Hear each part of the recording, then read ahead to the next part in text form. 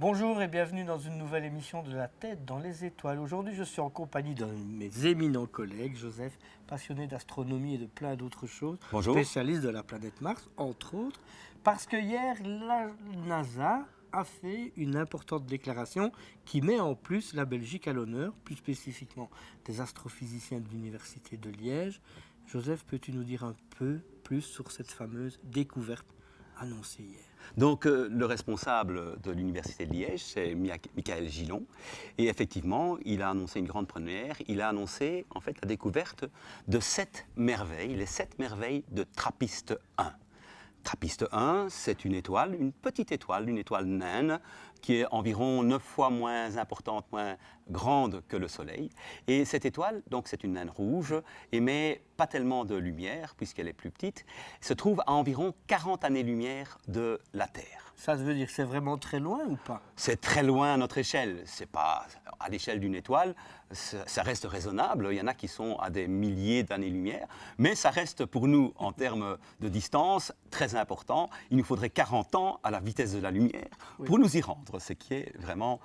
et déjà, la vitesse de la lumière, on ne sait pas l'atteindre. Donc, vous imaginez le nombre d'années qu'il faudrait pour y aller. Mais elle est dans notre galaxie? Elle est dans notre galaxie, la Voie lactée. Effectivement, dans la constellation Aquarius, ou autrement dit, dans la constellation du Verseau.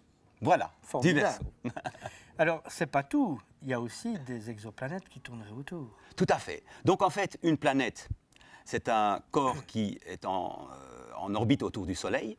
Et une exoplanète, c'est un objet qui se trouve en orbite autour d'une autre étoile. Donc, autour de TRAPPIST 1, on a découvert 7 exoplanètes qui orbitent cette étoile. Mais comme c'est une étoile qui est relativement petite, la distance de ces planètes par rapport à l'étoile est très réduite.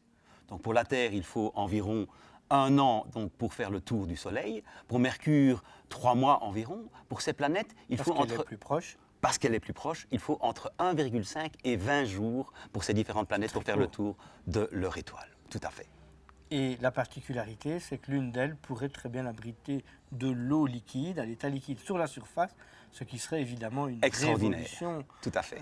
Scientifique extraordinaire. Donc il faut rappeler que Michael Gillon et son équipe avaient trouvé 3 exoplanètes l'année dernière, que grâce au télescope Spitzer de la NASA, ils ont maintenant pu détecter 4 autres exoplanètes. Et effectivement, 3 de ces exoplanètes se trouvent en zone habitable, donc où l'eau liquide est possible. Et comme tu viens justement de le déclarer, on est pratiquement sûr que l'eau est possible, il serait possible de trouver de l'eau sur une de ces planètes. Ça dépend d'autres facteurs également. Ils étudiaient cette étoile depuis longtemps. Pourquoi spécifiquement celle-là et pas une autre pour y découvrir ces exoplanètes? Elle présente un intérêt extraordinaire parce que généralement, lorsqu'on cherche des planètes autour d'autres étoiles, ces étoiles sont fort brillantes. Une étoile comme le Soleil est fort brillante. Ici, elle brille moins fort, donc c'est plus facile de détecter des objets et en tout cas de pouvoir analyser. Le but est d'envoyer le télescope James Webb dans le futur et grâce à ce télescope et à sa puissance, on va pouvoir observer l'atmosphère.